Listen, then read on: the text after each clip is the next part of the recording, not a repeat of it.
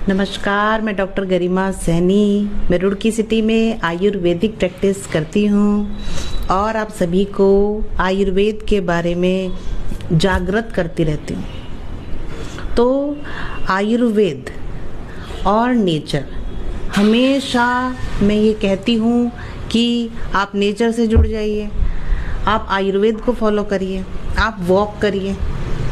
तो 1 साल हो गया मुझे ये कहते कहते कि आप वॉक करिए, सुबह वॉक करिए, शाम को वॉक करिए, 30 मिनट वॉक करिए।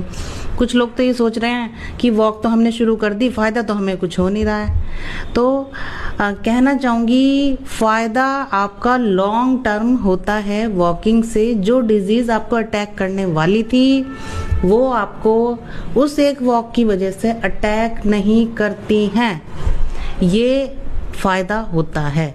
अदरवाइज 40+ के अगर आप हो गए हैं तो समझ लीजिए कि आपको अपनी तरफ ध्यान देने की ज़रूरत होती है।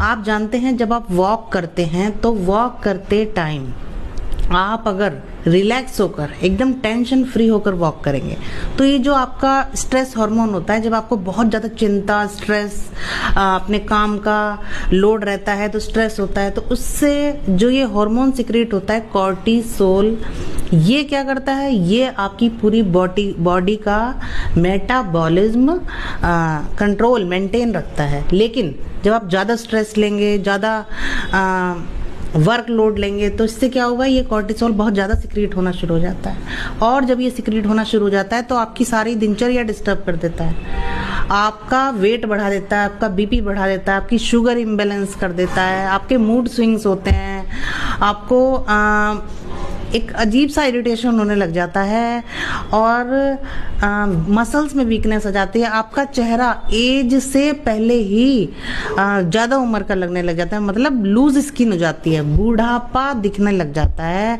आप इतने एज के नहीं हुए हैं जितने एज के आप दिखने लग जाते हैं। तो देखिए कितना साइड इफ़ेक्ट है आपके ज़्यादा स्ट्रेस लेने से, और कितना अच्छा रिजल्ट मिलता है अगर आप पूरा दिन अपना जैसा भी गुजारते हैं, लेकिन अगर सुबह वॉक कर लेते हैं और शाम को वॉक कर लेते हैं स्ट्रेस फ्री होकर, ये सोचकर कि ये आधा घंटा मेरा है, मुझे अपनी खुशी से, अपने स्माइलिंग फेस से इसको वॉक करनी है, तो ये जो बढ़ा हुआ स्ट्रेस हार्मोन होता है ये अपने आप डाउन जाने लग जाता है।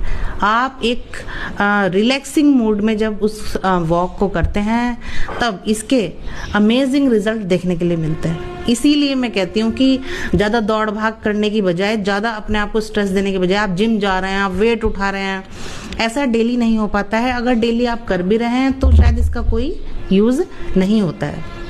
देखिए आपने देखा होगा, फिल्म स्टार होते हैं, आमिर खान को ही आप देख लीजिए, दंगल में इतना हैवी हो गए थे और फिर एकदम से रिड्यूस कर लेते हैं ये लोग 2-3 महीने के अंतर पर। तो ये क्या रीज़न होता है? ये रीज़न एक्चुअली कॉम्बो होता है डाइट का, आपके योगा का, प्राणायाम का, ध्यान का और इस एक सिंपल वॉक का, सिंपल एक्सरसाइज का। ऐसा नहीं है कि वो पूरे दिन जिम करते हैं, ऐसा कहीं नहीं होता है। जिम से 20% आप जिम का होता है समझ लीजिए, और 80% आपकी डाइट और लाइफस्टाइल होता है। तो कहना चाहूँगी डाइट हमेशा फोकस में रहेगी। 80% डाइट का रोल है, 20% आपके जिम का या कह लीजिए फिजिकल एक्टिविटी का रोल है। लेकिन आप अगर डाइट को ठीक नहीं रख रहे हैं, तभी भी मैं कहती हूँ कि बाहर गए हैं, दोपहर का खाना आपको ठीक से नहीं मिल रहा है, तो ये समोसे अवॉइड करिए।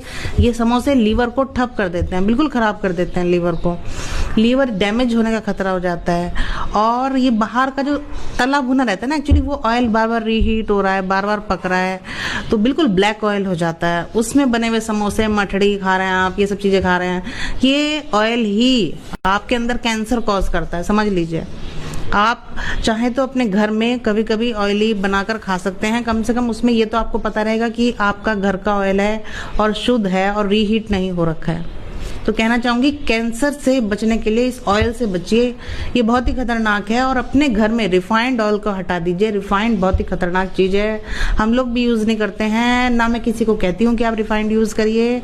आप हमेशा सरसों का तेल यूज़ करिए, नारियल का तेल यूज़ करिए, बेस्ट है। आप मूंगफली का तेल यूज़ कर सकते हैं थोड़ी मात्रा में, एक्चुअली कोई भी ऑयल ज़्यादा मात्रा में यूज़ नहीं करना है, क्योंकि आपको गाय का घी यूज़ करना है ऊपर से सब्जी में डालकर, खाना है।